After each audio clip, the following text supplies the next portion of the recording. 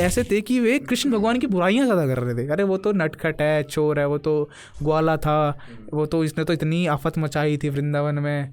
Turn हुआ, मुझे जैसे सड़क देखी मैं भागा गया क्योंकि मुझे पेन हो रहा था। मैं चला गया, जैसे मैं टर्न हुआ मुझे वहाँ कोई नहीं दिखा। वो गायब, वो थे ही नहीं वहाँ पे, वो वहाँ थे ही नहीं, वो थे ही नहीं वहाँ पे। और जो मेरे पेरेंट्स थे। तो राधे राधे, नमस्कार सभी को। आज हमारे YouTube चैनल की सबसे पहली वीडियो किरदार टॉक में आपका स्वागत है। तो भाई आज हमारे अजीज़ मेहमान आए हैं भाई हमारे साथ। आयुष भाई, कैसे हो भाई आप? बड़े भाई साहब, आप बताइए। राधे राधे। राधे राधे भाई, बहुत सही हूँ मैं। तो भाई आज अपने बारे में सबसे पहले कुछ बताना कि, और भाई के बारे में कुछ जानते हैं हम, कुछ बहुत अच्छी स्टोरीज़ भाई आज लेके आए हैं और ऐसी कुछ स्टोरीज़ हम आपको चैनल पे देने वाले हैं। तो भाई सबसे पहले अपने बारे में कुछ बताइए। मेरा नाम आयुष है, मैं मुजफ्फरनगर उत्तर प्रदेश में रहता हूँ। मेरी उम्र 21 साल की है। मैं कृष्ण भक्त हूँ और मैं कृष्ण भक्त 2019 में आया था। मैं कृष्ण भक्ति में, पहले मुझे कृष्ण भक्ति के बारे में कुछ नहीं पता था। मैं मानता भगवान कृष्ण को था लेकिन मैं भक्त नहीं था पूरा। 2019 में जब मेरी लाइफ में स्ट्रगल आना शुरू हुआ तब मैं थोड़ा कृष्ण भक्ति में बना। आज मेरा इंस्टाग्राम पे वो कृष्णा ऐसे पेज है। मैं लोगों को मोटिवेट करता हूँ, लोगों को समझाता हूँ कि कैसे आप अपनी लाइफ में आगे बढ़कर कृष्ण भक्ति से भगवान को प्राप्त कर सकते हैं। और मेरा यही मोटिव है कि जो लोग आज डिप्रेशन एंजाइटी वगैरह में हैं, मैं उनको निकाल के हरि तक पहुँचाऊँ। अरे वाह, बहुत बहुत बहुत सही बात भाई। दरअसल मैं आपको बताना चाहता हूँ मैं सबसे पहले आपकी जो वीडियोस देखा करता था, मैं खुद आपसे बहुत ज़्यादा मोटिवेट हुआ हूँ यार। तो आप बताना चाहोगे भाई कैसे, मतलब कि कहाँ से ये चीज़ स्टार्ट हुई और कहाँ से आपको कृष्ण जी की भक्ति मतलब बेसिकली मन लगा? मैं कृष्ण भक्त तो स्टार्टिंग से ही था। जब से मैं, मम्मी ने बस बताया, कृष्ण भगवान की स्टोरीज बताई, कहानियाँ बताई, मैं उनका भक्त तब से था। लेकिन मैं मेन कृष्णा कॉन्शियस में 2019 के बाद आया, जब मेरी लाइफ में स्ट्रगलिंग पीरियड आया। मैं अपनी फैमिली प्रॉब्लम से गुजरने लगा, लव लाइफ में मेरी प्रॉब्लम आने शुरू हो गई, रिलेशनशिप जो मेरा एक टॉक्सिक हो गया। जब मैं डिप्रेशन एंजाइटी से गुजर रहा था उस वक्त मैंने कृष्ण भगवान का हाथ थामा था और कृष्ण भक्ति में गया था, चैंटिंग की, उनकी कहानियाँ सुनी, उनकी स्टोरी सुनी, श्रीमद् भगवद गीता पढ़ी मैंने।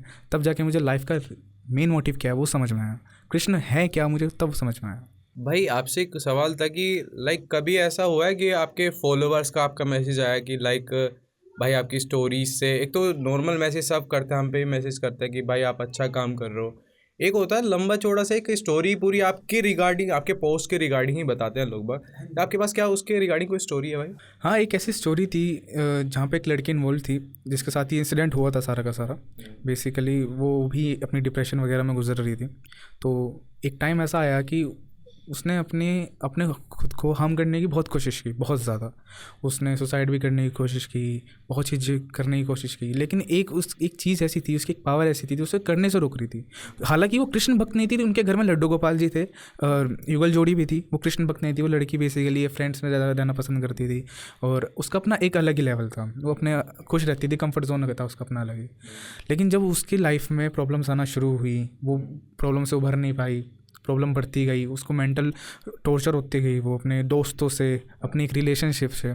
तो उसके बाद उसे कृष्ण भक्ति, मतलब कृष्ण भगवान ने पता नहीं क्या उसको संकेत दिया है, क्या दिया, तब कहते हैं कि धीरे धीरे संकेत तुम्हें खुद मिलने लगते हैं ना? खुद मिल जाते हैं।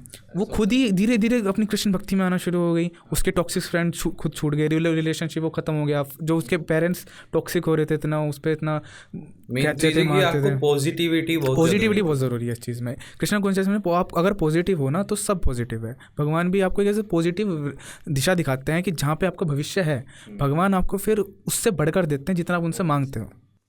दरअसल मेरे साथ भी ऐसा पहले मैं देखो पूरा एक 100% तो नहीं कह सकता, पर मैं नास्तिक था। और ऐसा नहीं है मैं भगवान पे विश्वास नहीं करता था, पर एक तरह से मैं मानता था भगवान है, बट उसमें घुसता नहीं था एक तरह से, है ना। तो फिर मैं खुद एक बहुत बड़ा अभी कृष्ण भक्त हूँ, आपसे बहुत इंस्पायर हूँ भाई मैं, है ना। और आपकी स्टोरीज़ वगैरह देखता था मैं, तो मैं वैसे भी मतलब एक लाइफ में ना कहता है कि आप बता रहे हो कि खुद एक वे मिलने लगता है। बिल्कुल, वो वे मुझे मिला। तो भाई आपको, जैसा हम अभी कृष्ण जी के बारे में बात कर रहे हैं, तो आप के पास कोई स्टोरीज है? लाइक मैंने निधि वन के बारे में बहुत सुना है भाई। बिल्कुल सर, निधि वन एक वृंदावन में ऐसी जगह है जो बहुत फेमस है। निधि वन की स्टोरी सर ऐसी है कि निधि वन में जो वहाँ के वृक्ष हैं, जो पेड़ पौधे हैं, वे नीचे से तो सूखे हैं लेकिन ऊपर से हरे भरे हैं। अच्छा। उनको माना जाता है कि वे गोपियाँ हैं जो रात में भगवान, जब श्री कृष्ण, देखो वृंदावन में निधिवन 7 बजे के बाद मंदिर बंद हो जाता है जो निधिवन का, उसके बाद वहाँ पे कोई नहीं जाता, वहाँ रुकना भी अलाउड नहीं है आपको। हाँ, आपको अलाउड नहीं है वहाँ, आप कैमरा भी नहीं लगा सकते। जब उनकी भगवान कृष्ण का शयन हो जाएगा, उनको सुला दिया जाएगा, उसके बाद मंदिर के कपाट बंद हो जाएंगे, उसके बाद वहाँ से लोगों को घुंघरू की, बांसुरी की, पायल की आवाज़ आती है। और जबकि अगर आप, काफ़ी लोगों ने वहाँ पे एक एक्सपेरिमेंट वगैरह भी किया कि लोगों ने पेड़ पे रस्सी बांध दी और ये देखा कि ये हिलेगी नहीं। जब वे नेक्स्ट डे आए तो रस्सी टूटी हुई मिली हर जगह से। तो वो पेड़ जो है वो गोपियों का रूप है। भगवान वहाँ पे हर बार रास रचाने हर दिन आते। जैसे मैंने अभी एक वीडियो देखी थी, वो गौरव जोन करके एक यूट्यूबर है, तो उन्होंने एक दिन रात को ऐसी खुलासा करने के लिए ना रात को एक वीडियो बनाई थी, शायद आप जानते हो उस बारे में। तो उसने रात को वहाँ की वीडियो बनाने के लिए वहाँ पे कुछ वीडियो बनाई थी जो कि 24 घंटे के अंदर डिलीट भी हो चुकी थी यूट्यूब चैनल से। उसके बाद उसे बहुत ज़्यादा ट्रोल किया गया था कि आप उसके बारे में थोड़ा बहुत जानते हैं मतलब। हाँ सर, बेसिकली बात, अगर आप किसी की आस्था पे जाओगे, आप किसी की आस्था को पहुँचाओगे, ये कहोगे कि आप ये तो अंधविश्वास है, ये कहना, तो वो गलत है। क्योंकि काफ़ी साइंटिस्ट, मैं आपको कहूँ हमारे इंडिया के साइंटिस्ट ने भी काफ़ी वहाँ पे जाके शोध किया है, वहाँ पे सर्चिंग की है, उन्होंने भी काफ़ी एक्सपेरिमेंट किए हैं कि ये हिलते हैं, ये नहीं हिलते हैं, तो रियलिटी में हिलते हैं। और सबसे बड़ी बात है कि निधि वन एक ऐसी जगह है जहाँ पानी की बहुत कमी है, लेकिन उनको आप कोई पानी ना, अगर बारिश का पानी पड़ गया तो पड़ गया, वरना वहाँ पे कोई किसी को पानी नहीं देता। वो ऑलरेडी ग्रो रहे हैं। उनका ये है कि उनकी नीचे से वो सूखे हैं बिल्कुल, लेकिन उनका एक भी पत्ता आपको सूखा हुआ नहीं मिलेगा, सारे हरे हैं। अच्छा, वहाँ की ये मान्यता है। निधि वन एक ऐसी जगह है जहाँ पे श्री कृष्ण ने रासलीला रचाई थी। अच्छा। सभी गोपियों के साथ, उनके अनेक रूपों के साथ, हर गोपी के साथ एक कृष्ण जरूर मौजूद होता है। कहते हैं, माना जाता है कि अब भी वहाँ पे मतलब रासलीला होती है। हाँ, रचाई जाती है। हर रात वहाँ पे घुंघरू की आवाज़ आती है, पायल की आवाज़ आती है, आपको बांसुरी की भी आवाज़ आती है वहाँ पे। लेकिन अगर ये मान्यता भी, अगर आप उसको देख लोगे या तो आप मर जाओगे या फिर आप अंधे हो जाओगे। आप देख नहीं सकते क्योंकि उनका इतना प्रकाश ही इतना है। भगवान का प्रकाश तो अर्जुन भी सहन नहीं कर पाए थे, वे फिर भी देव थे। अर्जुन भी देववंश थे, उनका प्रकाश तो ऑलरेडी हम नहीं कर सकते। अच्छा, तो वैसे मैंने सुना यार उसके ना मंदिर के रिगार्डिंग बहुत स्टोरियाँ सुनता हूँ कि मैं वहाँ पे कुछ, आप बताओ यार, मुझे थोड़ा याद नहीं है। वृंदावन के हर मंदिर में एक उनकी एक अलग कहानी है। अच्छा, बांके बिहारी की एक अलग कहानी है, बरसाना की अपनी एक अलग कहानी है, गोवर्धन की एक अलग कहानी है। कुछ इंसिडेंट्स जो मेरे साथ भी हुए मैं भी आपको बताऊंगा। मेरे साथ भी कुछ रियल इंसिडेंट हुए हैं जो मुझे, मैं आज भी, हाँ वृंदावन में, मैं आज भी अगर सोचता हूँ, बैठता हूँ, तो मैं भी मतलब गूज़ बम्स आ जाते हैं मुझे आज भी। तो बांके बिहारी की कहानी बताता हूँ मैं आपको। एक बार एक राजा थे जो, वे, उनका मन हुआ जब बांके बिहारी को देखा उन्होंने, तो मोहित हो गए उनकी तरफ देख के। उनका ये था कि यार इनको मैं पहनाऊंगा। इनको जो पोशाक जो उन्होंने धारण की थी वो इतना भावुक हो गए कि नहीं, अब जो पोशाक पहनेंगे बिहारी, जो मेरी देवी पहनेंगे। तो वो राजा अगले दिन उन्होंने बनवाने के लिए भेज दी, वो बन के आ गई। वहीं पर एक बूढ़ी माई थी, उनको भी ऐसा आ गया कि अपने लल्ला के लिए, उनको लल्ला मानते थे कि अपने लल्ला के लिए मैं बनाऊंगी पोशाक। जब दोनों ने कह दिया, उनको कह के आ गए कि हम पोशाक बना के आएंगे। अब गोस्वामी जी ने ये कह दिया, जो भी ले आएगा हम तो पहना देंगे। अब उनको ये नहीं पता था कि दोनों एक ही टाइम पर एक ही दिन आ जाएंगे। राजा जी थे वे तो बहुत पैसे वाले थे, तो वे बनवा के लाए सोने और हीरो की पोशाक। और जो माई थी उन्होंने सिंपल कपड़ों की अच्छे से बुनाई करके पोशाक ले आई। अब गोस्वामी जी तो थे कि राजा जी हैं, उनको मना नहीं कर सकते, तो उन्होंने वो पोशाक राजा जी से लेके बांके बिहारी को पहनाने की कोशिश की। लेकिन जो माई थी, उनका दिल बड़ा टूट गया। उन्होंने बांके बिहारी से ये कहा कि मैं इतने प्रेम से बना के तुम्हारे लिए लाई हूँ, इतनी चीज़ तुम्हारे लिए की है, मैं दिन रात खाना नहीं खाया, मैं सिर्फ तुम्हारी पोशाक में लगी रही, और तुमने, जब मैं तुम्हारे दर पे आई, तुमने मुझे ऐसे जाने दिया। तो ये सुन के ना ठाकुर जी बड़े टूट गए। तो जब राजा जी की जो पोशाक थी जब बांके बिहारी को पहनाई गई, तो कभी वो ढीली आ जाए, कभी टाइट आ जाए, कभी पहने ना, और जब अगर जबरदस्ती उनको पहनाए तो नीचे गिरा दें उसको। गोस्वामी जी परेशान हो गए कि यार अब क्या करें, कैसे पहनाई, तो मान ही नहीं रहे। और राजा जी की अगर नहीं पहनाई तो राजा जी गुस्सा होंगे। तो उनमें से एक बहुत बूढ़े गोस्वामी जी थे, उन्होंने कहा कि तुम रुको, जो माई आई थी, हमारे ठाकुर जी का जो मन है वो हीरे चांदी में नहीं है, हमारे ठाकुर जी का जो मन है वो प्रेम में है। जो बूढ़ी माई जो बना के लाई है, ठाकुर जी का मन बस गया उसमें, इस वजह से पहनने नहीं, नखरे दिखाएंगे, नटखट तो ही है हमारे ठाकुर जी। तो राजा को बड़ा गुस्सा आया कि मैं तो बनवा के लाया हीरे चांदी की, इस मामूली में क्या है। तो फिर उन बूढ़ी माई को बुलाया गया, बूढ़ी माई की ड्रेस ली गई, जो पोशाक ली गई, उन्होंने आराम से धारण कर ली, जबकि सेम साइज़ था, दोनों पोशाक का सेम साइज़ था, सब कुछ, कोई ऊपर नीचे कुछ नहीं था। तो राजा जी बोलने लगे कि ये क्या बात हुई, मैं तो अपने इतने पैसे लगाए, इतना सब किया, तुम्हें मेरी पोशाक पहनानी चाहिए थी, मैं राजा हूँ। तो उन्होंने कहा गोस्वामी जी ने कि भले ही आप पैसे वाले हैं, लेकिन जो हमारे ठाकुर जी का मन लग गया ना, वो प्रेम में लग गया। हाँ और आपका जो प्रेम है वो शुद्ध नहीं है, आप धन लोभी हैं। हाँ, उन मैया का प्रेम है जिन्होंने निस्वार्थ भाव से सिर्फ अपने लल्ला को पहनाने के लिए प्रेम को धन से दर्शा दिया। लेकिन उन्होंने, जो मैया ने शुद्ध प्रेम से पहनाया। और मैं मानता हूँ जो बांके बिहारी पे जब आंसू निकलता है ना, आप लिटरली देख लेना, इतनी वीडियोस आती हैं कि जब आप बांके बिहारी के सामने जाते हो ना, आप ऑटोमेटिकली रोना शुरू कर देते हो उनके सामने। मतलब इतना प्रेम है उनके अंदर। मैंने कई सारी वीडियोस में देखा है कि जब ठाकुर जी होते हैं वो दूध पी रहे होते हैं। और क्या बोलते हैं, मैं हमारे घर में एक बार खुद हुआ ऐसा कि हमारे ठाकुर जी दूध पी रहे थे और इंडियन सिंग्स की पूरा मोहल्ला इकट्ठा हो गया हमारे घर में, सब दूध पिला रहे हैं। तो सबके हाथ से नहीं पिया, बस मेरी सिस्टर मेरे हाथ से, क्योंकि हम छोटे बच्चे थे, मन साफ था बिल्कुल। हाँ, तो दरअसल हमारे हाथ से ले लिया। और मुझे घर वालों को इतना याद नहीं है, बट हमारे मोहल्ले पड़ोस के भी लोग बाग आने लग गए थे, उनके हाथ से उन्होंने ठाकुर जी को दूध पिला के देखा तो उन्होंने पिया नहीं था। तो भाई ये तो हो गया, आप अपनी कुछ स्टोरी बता रहे थे यार उसके बारे में। मेरे साथ स्टोरी हुई थी। मैं 2021 में मैं वृंदावन गया था। और ये मई की बात है, 29 मई को मैं गया था। मैंने उस टाइम वो कृष्णा पे स्टार्ट किया था। मेरे दोस्त ने स्टार्ट करवाया था मेरे साथ, तो मैंने स्टार्ट किया था। मतलब आप जब मेरे साथ ट्रिप में गए थे उससे पहले की बात है ये? 2022 की। ठीक है, उससे पहले की बात है। तो जब हम वृंदावन गए तो हम जैसे घूमने लगे मंदिरों में, तो मेरा जो एक मन था ना, बांके बिहारी ने, जब मैं बांके बिहारी मंदिर में गया तो कपाट बंद हो चुके थे, हम लेट हो चुके थे। मेरा मन था यार मैं बड़ी दूर से आया और कल मैं आ भी नहीं पाऊँगा। मेरा बड़ा मन था कि नहीं, मुझे जाना है, मुझे एक बार तो दर्शन करने हैं। तो जब मैंने देखा कपाट बंद हो चुके थे, मेरे जो पेरेंट्स थे जो मेरे साथ आए हुए थे वे तो चले गए। मैं खड़ा रहा, मैं रो रहा कि मुझे मिलना था, मेरी इतनी तकलीफ़ है, तो अब मैं आया हूँ इतनी दूर से, आप मुझे नहीं दर्शन दे रहे। तो वहाँ पे गोस्वामी जी थे, उनका भी पेज है बहुत काफ़ी अच्छा, मेरा भी उनसे भी कांटेक्ट है। वहाँ उन्होंने कहा कि तुम कहाँ से आए हो? मैंने कहा मैं मुजफ्फरनगर से आया हूँ, उत्तर प्रदेश से, वहाँ से इतना दूर से आया हूँ मैं, और अब मैं आया हूँ, मैं 2 मिनट की देरी से आपने कपाट बंद कर दिए। ऐसे तो ठाकुर जी नाइंसाफ़ी कर दी। गोस्वामी जी कौन थे, मैं समझ नहीं पाया। गोस्वामी जी जो वहाँ के पुजारी होते हैं ना, उनको गोस्वामी बोलते हैं, वो गोस्वामी हैं। ओके, ठीक है। और तो उन्होंने मुझे कहा कि कोई बात नहीं, तुम आए हो कहाँ से, हो तुम्हारा नाम क्या है? मैंने कहा मेरा नाम आयुष है, मैं मुजफ्फरनगर से आया हूँ। कहाँ रहोगे, कैसे रहोगे, कौन कौन आया है साथ? उन्होंने मुझसे पूछा। फिर उन्होंने पूछा रो क्यों रहे हो, क्या प्रॉब्लम है? मैंने कहा प्रॉब्लम कुछ नहीं है, मैं इतनी दूर से आया। हाँ, मैं रो रहा था। मैं उस वक्त मेरे ये था, मैं इतनी प्रॉब्लम में था कि मुझे एक बार अपनी जो बात है ना बांके बिहारी से करनी है। तो मैंने उन्हें कहा कि मुझे दर्शन करने थे, दर्शन मेरे हो नहीं पाए, तो मुझे खाली हाथ जाना पड़ेगा, मैं दोबारा भी नहीं आ पाऊँगा।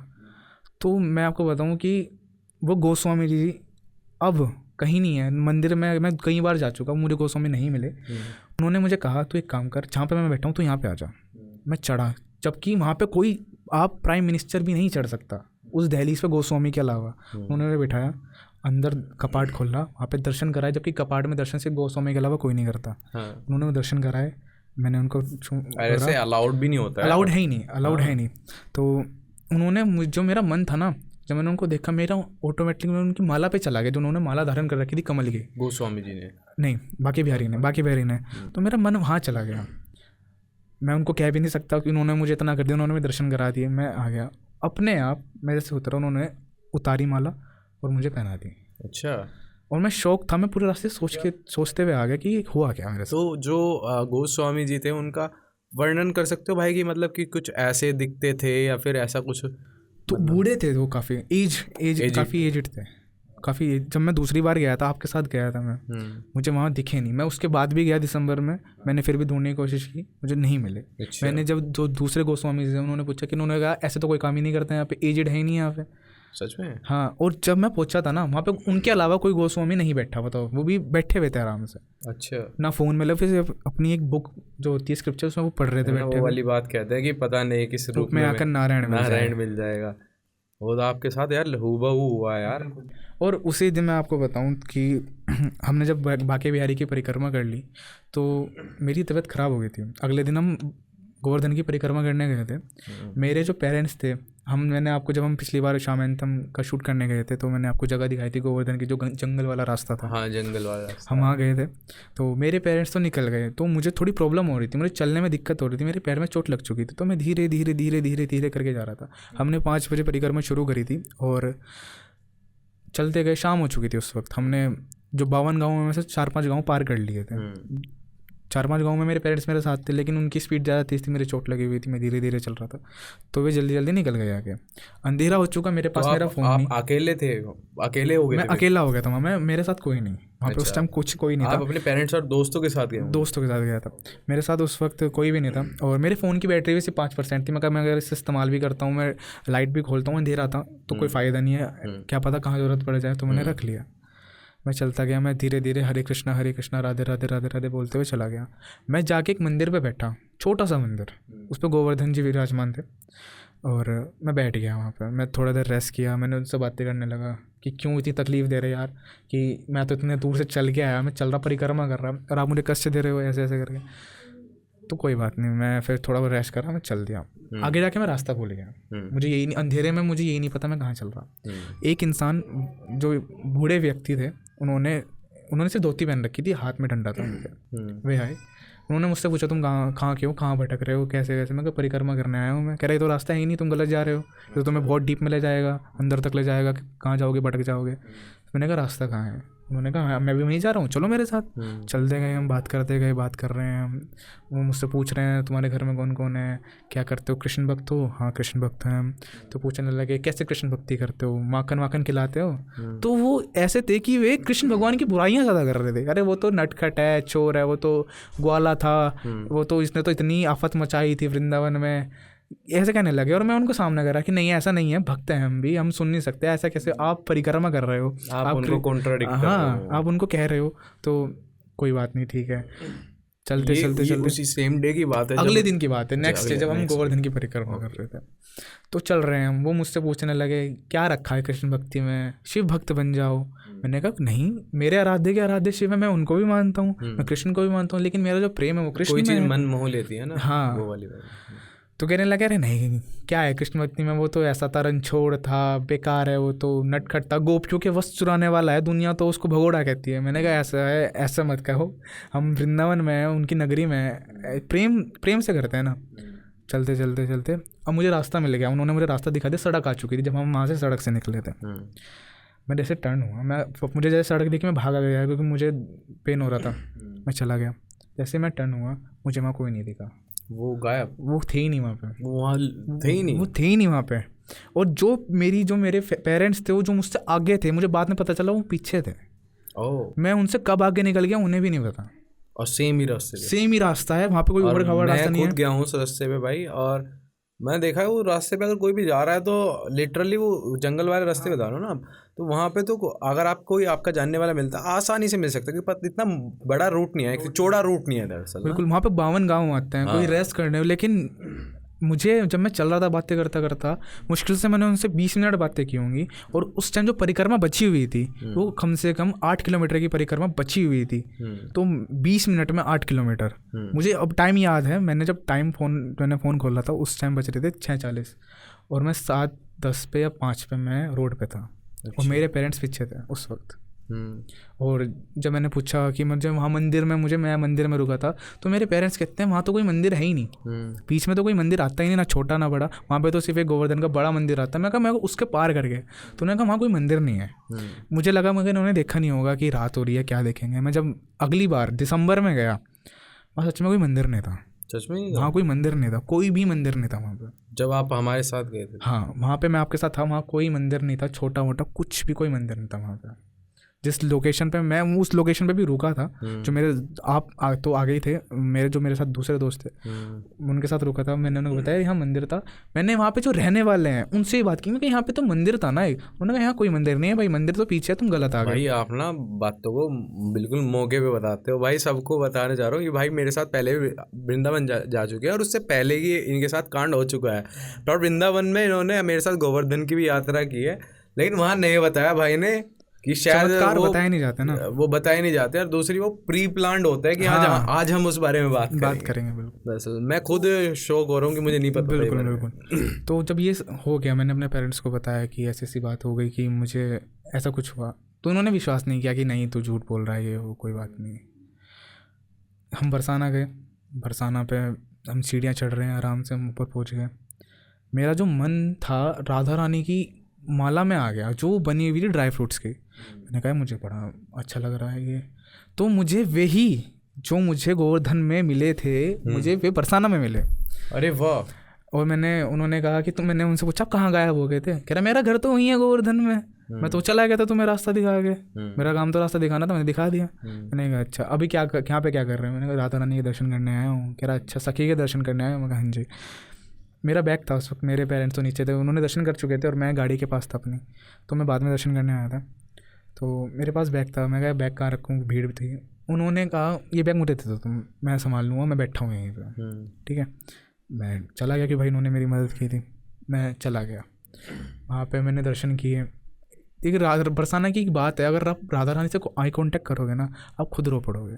अच्छा। उनका ऐसी मान्यता है कि अगर आपको जो दुख है ना आप उनकी छवि देख लो, आप सारा दुख वहीं भूल जाओगे। भाई मेरे साथ तो ऐसा है, मैं तो बाके बिहारी दुख में गया था ना, तो वहाँ देखा तो मेरी आँखों में से खुद पानी आ जाता है भाई। बिल्कुल, वे इतने मोहित हैं, बाके बिहारी तो बहुत मोहित हैं उनके रूप से। एक बार कामदेव बेहोश हो गए थे। कामदेव जो मतलब मैं आपको बताऊं लिटरली, जो लड़कियां हैं ना, लड़कियों में 2% कामदेव का अंश होता है, सिर्फ 2%। मतलब सागर से कामदेव सागर हो गए तो लड़कियों में 2 बूंद होंगी बस उस सागर की। और तो अब ये सोचो कि कामदेव कितने सुंदर होंगे, अगर लड़कियां इतनी सुंदर हो सकते तो कामदेव कितने सुंदर होंगे। और सुंदरता में और एक बार कामदेव श्री कृष्ण को देख के बेहोश हो गए थे कि इतना सुंदर कोई कैसे हो सकता है। तो अब आप ये सोचो श्री कृष्ण कितने सुंदर होंगे। और श्री कृष्ण बेहोश हो गए थे श्रीमती राधा रानी को देख के कि मुझसे ज़्यादा सुंदर कोई कैसे हो सकता है। तो उस वक्त श्रीमती राधा रानी इतनी सुंदर थी, मतलब उनमें इतने गुण थे कि श्री कृष्ण भगवान भी उनके सामने बस धूल थे उनके। मतलब आपने कई बार सुना होगा कि भगवान श्री कृष्ण ने अपने आंसुओं से राधा रानी के चरण दबाए हैं, उनके चरण पखारते थे। तो उनमें बहुत क्वालिटीज थी। जैसे आज मैंने सुना है कि ऐसा भी था कि भाई कि मतलब जैसे एक पति पत्नी होता है कि लाइक पत्नी पति के पैर छूती है, ठीक है ना, सेम चीज पति पत्नी के पैर नहीं छूता, पर कृष्ण जी इतना प्रेम करते थे, इतना सम्मान करते थे, कृष्ण जी भी राधा जी के पाँव छुआ करते थे। बिल्कुल बिल्कुल छूते थे क्योंकि उनका प्रेम था, उनका प्रेम शुद्ध था। जैसे अब लोग कहते हैं कि श्री कृष्ण और श्रीमती राधा रानी की शादी नहीं हुई थी, बट हुई थी, भांडीर वन में हुई थी, ब्रह्मा जी ने करवाई थी। अरे वाह। बिल्कुल। और जैसे कहते हैं कि मैं बताऊं आपको, शादी करने के लिए 2 लोगों की आवश्यकता होती है, लेकिन राधा और कृष्ण अलग नहीं है, वो एक ही हैं, वो रूप में एक ही हैं। ठीक है।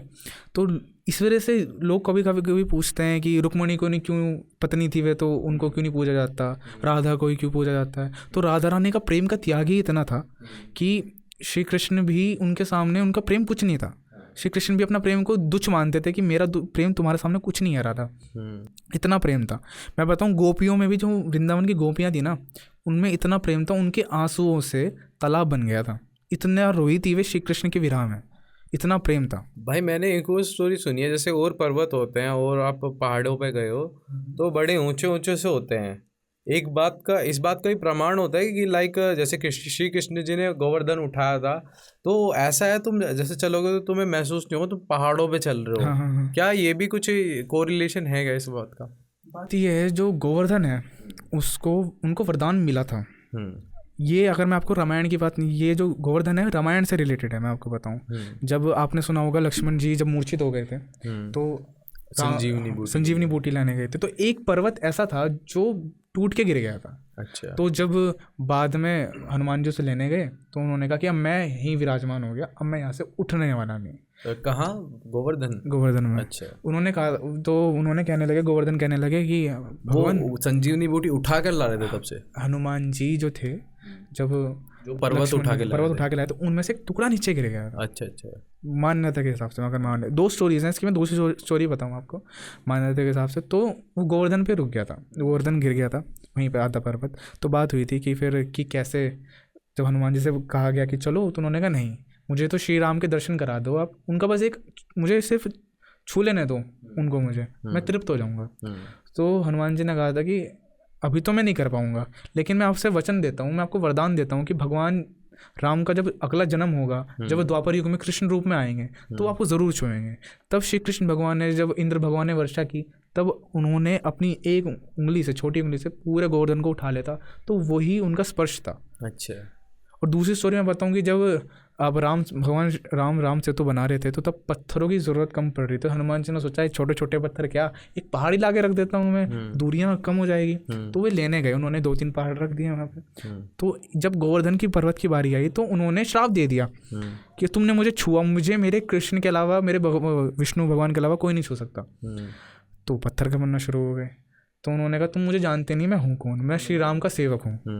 तो उन्होंने अपना वो श्राप वापस लिया, वे दोबारा उस रूप में आए। तो उन्होंने कहा कि मैं तुम्हें वरदान देता हूँ, तुमने मुझे श्राप दिया, मैं तुम्हें वरदान देता हूँ कि अगले जन्म में जब भगवान श्री कृष्ण आएंगे द्वापर युग में, तो तुम्हें खुद स्पर्श करेंगे, तुम्हें उनके पास जाने की जरूरत नहीं पड़ेगी, वहीं से तुम्हारी मुक्ति होगी। तुम्हें एक जो तुम्हारा नाम है वो तुम बहुत पूजनीय हो जाओगे। उस वक्त तुम लोगों के लिए इतने पूजनीय हो जाओगे कि लोग तुम्हारी पूजा भी करेंगे, और तुम्हें अपने इतनी मान्यता मिल जाएगी तुम्हें आने वाले कलयुग में कि तुम्हारे जो कष्ट हैं, लोगों के सारे कष्ट हैं, वो तुम्हारे यहीं पर छोड़ के जाएंगे। तो जो कष्ट हैं लोगों के, उन कष्टों की वजह से जो गोवर्धन पर्वत है वो धीरे धीरे नीचे जा रहा, धंसता जा रहा। अब भी अब भी वो धंस रहा है। अच्छा, तो वही एक तरह का एक मेन रीज़न भी है कि वो ऐसे चपटा होता जा रहा है, क्योंकि उस पर जो है गोवर्धन पर्वत पे 52 गाँव हैं, 52 गाँव। और तो उस पर 52 गाँव विराजमान है श्री कृष्ण के नाम से। और आज भी वहाँ पे मान्यता ये है कि आज भी जहाँ पर हम मंदिर में गए थे, जहाँ हमने बात की थी गोवर्धन की मैं बात कर रहा हूँ, तो वहाँ पे आज भी श्री कृष्ण आते हैं सोने। क्योंकि जब गोवर्धन, क्योंकि जब वे जा रहे थे गोकुल छोड़ के, तो नंद बाबा ने उनको अपनी कसम दी थी कि तुम छोड़ के नहीं जाओगे मुझे, तुम दिन में कहीं भी हो, तुम कहीं भी रहो दिन में, मुझे उससे कोई फ़र्क नहीं पड़ता, तुम ग्वाले हो, तुम घूमो, लेकिन रात में तुम्हें मेरे पास आना पड़ेगा। तो उन्होंने ये वचन दिया था कि मैं दिन में दुनिया में कहीं भी रहूँ, मैं रात को आपके पास ही आऊँगा। तो वो आज भी आते हैं अपना वचन निभाने के लिए। तो आज भी भगवान श्री कृष्ण जब उनकी सैया बिछाई जाती है, तो जैसे कपाट बंद कर दिया जाता है, तो जब उन्हें खोला जाता है ना, तो बिखरी हुई मिलती हैं। पान खाया हुआ मिलेगा आपको, दातुन की हुई मिलेगी, चबाए हुए मिलेंगे, और लड्डू खाए हुए मिलेंगे, साड़ियाँ भी खुली मिलेंगी, जो बिस्तर है वो बिखरा हुआ मिलेगा आपको, जैसे कोई सोया था इस पर। तो ये भगवान श्री कृष्ण की लीला है, ये चीज़ें हैं जो भगवान आज भी निभा रहे हैं। बाय द वे यार, आप मुझे बरसाना के बारे में यार कुछ बताओ भाई कि हाँ, मैं बरसाना में अभी मैं आपको बता रहा, स्टोरी चल रही थी। तो बरसाना में जब मैं आपको बताऊँ तो मेरा जो मन है उन पर मोहित हो चुका था। मैं आपको बरसाना में जब मैं गया था तो मुझे राधा रानी की ड्राई फ्रूट्स वाली माला थी, उसमें कमल भी थे, वो जो कमल थे वो ब्लू कलर के थे। तो मैंने तो पहली बार देखे थे, मुझे बड़ा मन आया कि काश मुझे मिल जाए, मैं अपने घर पे अपनी राधा रानी को पहनाऊँ। मैंने पंडित जी से पूछा कि पंडित जी थोड़ा दे देते मुझे भी, वो मुझे माला पसंद आ गई। तो उन्होंने मना कर दिया कि हम ऐसे नहीं देंगे, हम ऐसे नहीं देंगे। तो उसके बाद मैं काफ़ी रिक्वेस्ट की उनसे, काफ़ी बात बोला उनसे, लेकिन वो मानने नहीं, उन्होंने मुझे भगा दिया कि जाओ, ऐसे नहीं मिलेगी। तो मैं आ गया, मैंने देखा मेरा बैग रखा हुआ, वो बैठे हुए, उन्हें कहा हो गए दर्शन? मैंने कहा हाँ जी दर्शन हो गए। तो उन्होंने कहा ये रहा तुम्हारा बैग, मैं चलता हूँ, मुझे जाना है। चले गए। मैं अपने रूम पे आता हूँ, मैं अपना बैग खोलता हूँ, मुझे चार्जर लेना था, मैं देखता हूँ वही सेम माला मेरे बैग में पड़ी हुई है। आपके बैग में मिली? सेम, ना मैंने ली ना किसी और ने ली, तो मेरे बैग में कैसे आई? ये इंसिडेंट मैंने अपनी मम्मी को बताया, मम्मी बोलती है अब मैं तेरी बात पर विश्वास कर सकती हूँ कि हाँ कुछ तो हुआ, कुछ तो लीला हुई है, इस बार हुई है लीला। क्योंकि वो सेम माला, सेम चीज़, सेम वही जो मुझे पसंद आई थी, 2 बार, बल्कि आपको 3 मिरेकल हो चुके हैं आपके साथ। एक ही ट्रिप में 3 मिरेकल। मैं बताऊं, मैं आई डोंट थिंक इसे मिरेकल कहना भी वो है कि ये लीला है। और सही बताऊं तो ये ट्रुथ है यार। वो क्या है ना, अगर भगवान को तुम कहते हैं ना, लोग नास्तिक होते हैं, अगर कहते हैं ना भगवान है तो सब है धरती पे, शैतान भी है, ठीक है ना। तो अगर भगवान है तो ट्रुथ है, वो कोई चमत्कार नहीं है मेरे हिसाब से, मुझे ऐसा लगता है। वो कहते हैं ना कि बेहतर छीनकर बेहतरीन देना जानते हैं, वो कृष्णा है, हमारा अच्छा बुरा हमसे बेहतर जानते हैं। अरे वाह। तो भाई ये तो हो गई कुछ आप ना मुझे बता रहे थे कि कुछ पैरेलल यूनिवर्स के बारे में, कुछ मल्टीवर्स के बारे में। देखो मल्टीवर्स एक ऐसा कॉन्सेप्ट है जिस पर मतलब अभी अभी लोग को ध्यान पहुंचा है, मतलब अभी काफ़ी लोग अट्रैक्ट हुए इस चीज़ से कि मल्टीवर्स भी कुछ है। पहले लोगों को नहीं पता था, साइंटिस्ट भी अभी पहुंचे हैं, लेकिन हमारे ग्रंथों में ये बहुत चीज़ें पहले लिख चुके हैं, हमारे ऋषि मुनि लिख चुके हैं। हाँ, ये लिख चुके हैं वो सब, मल्टीवर्स है क्या, रियलिटी क्या है। एक्चुअली में अगर मैं आपको बताऊं, एक स्टोरी है इसके पीछे, ब्रह्मा जी भी हैं इसमें, ब्रह्मा जी की एज भी है, और ये जितने भी हमारे युग हैं इनके सब कुछ है इसमें। और आजकल काफ़ी लोग ये सोचते हैं जो श्री कृष्ण हैं वो विष्णु भगवान का अवतार हैं, बट ऐसा नहीं है। रियलिटी है जो कृष्ण भगवान अलग है, विष्णु भगवान अलग है। अच्छा। जो विष्णु भगवान है वो दानवों का, राक्षसों को संहार करने के लिए हैं। वो जो श्री कृष्ण है वो सिर्फ लीला करते हैं। उन्होंने जब उनको कृष्ण रूप में आना था तो उन्होंने कहा था कि मैं किसी का वध नहीं करूँगा, मैं लीलाएं करूँगा, मैं लोगों को अपनी लीलाओं से आकर्षित करूँगा। मैं युद्ध वगैरह मैं कर चुका, मैं राम बन के कर चुका, मैं नरसिंह बन के कर चुका, मैं सब कुछ कर चुका, मुझे अब अलग तरीके से समझाना है लोगों को। तो उन्होंने कृष्ण अवतार लिया, उन्होंने लीलाएं की, लोगों का ध्यान अपनी तरफ आकर्षित किया। तो एक टाइम ऐसा आ गया था जब श्री कृष्ण बैठे थे आराम से, तो एक राजा हुए थे उस वक्त। तो वे श्री कृष्ण का मैं आपको दौर बता रहा हूँ। तो वे ब्रह्मा जी के पास गए, उनको मतलब अपनी बेटी की उनकी बेटी की शादी होने वाली थी। राजा ब्रह्मा जी के पास गए? जो राजा थे वो ब्रह्मा जी के पास गए, ब्रह्मलोक गए। उनके पास वो पावर्स थी, पहले मंत्रों की पावर थी। तो उनके पास गए, उन्होंने कहा कि मेरी बेटी की शादी है, आपको ज़रूर आना है। तो ब्रह्मा जी मुस्कुरा कर बोले, अच्छा बस एक बात तो बताओ। क्या बोले, हाँ जी बताइए। किस उसमें कौन सी युग से? नहीं, वो उनसे पूछते हैं कि किस रघुवंश में तुम अपनी शादी कर रहे हो, कौन सा कुल है वो। उन्होंने बताया ये कुल है। कह रहा वो कुल तो ख़त्म हो चुका, कब का? उन्होंने अभी तो हम उनसे वहाँ से आ रहे हैं, अभी तो बात कर रहे हैं, अभी तो रिश्ता हुआ है। कह रहा वो कुल ख़त्म हो चुका है। कह रहा कैसे? कह रहा तुम्हारा यहाँ पे 1 घंटा धरती के 1000 साल के बराबर है। वो कुल ख़त्म हो गया, नया कुल भी आ गया। अरे जब तक वो ब्रह्मलोक पहुँचे कुल खत्म हो चुका। वो इतना उन्होंने वेट किया ब्रह्मा जी का, भी साधना से उठे, इतने में कुल खत्म हो चुका।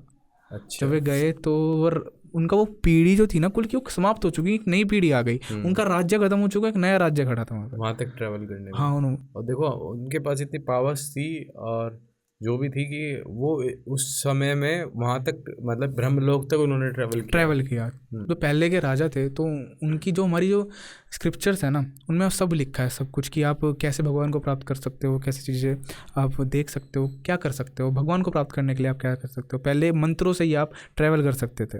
आज तो हम कार से, बाइक से ट्रैवल कर लेते हैं, लेकिन पहले तक आप यहाँ से भी दूसरे लोग जाने के लिए भी ट्रैवल कर सकते थे। पावर्स थी। लेकिन अब वो चीज़ें धीरे धीरे युग बदलते गए, जैसे जैसे पाप बढ़ता गया तो पावर्स भी मुझे लगता है वो पावर्स है अभी पर लोग एक्सेस नहीं कर पाते। पावर वो जो मेंटेलिटी और प्योरनेस चाहिए ना, वो इंसानों को है नहीं। अभी सबके अंदर कलयुग बैठा हुआ है, सबके मन में लालच है, पैसों का, मोह का, माया का, सबका लालच है। फंसे हुए हैं लोग अपनी चीज़ों में। कहना जैसे कहते हैं ना कि एक संगत का असर है, तो हमें कलयुग की संगत लग चुकी है, क्योंकि हमारी प्योरिटी को। बिल्कुल, क्योंकि हमें चाहिए कि यार उसके पास चीज़ें मेरे पास भी होनी चाहिए।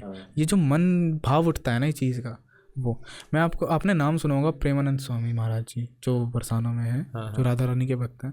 वो मतलब वे पहले उनकी दोनों किडनियाँ फेल हो चुकी हैं। उनकी एक किडनी का नाम राधा है, एक किडनी का नाम कृष्ण है। वो दोनों किडनी खराब है। और फिर भी उनको डॉक्टर ने 11 साल पहले मना कर दिया था कि आप सिर्फ 1 साल मुश्किल से जिंदा रह पाओगे, और वो आज भी जिंदा है।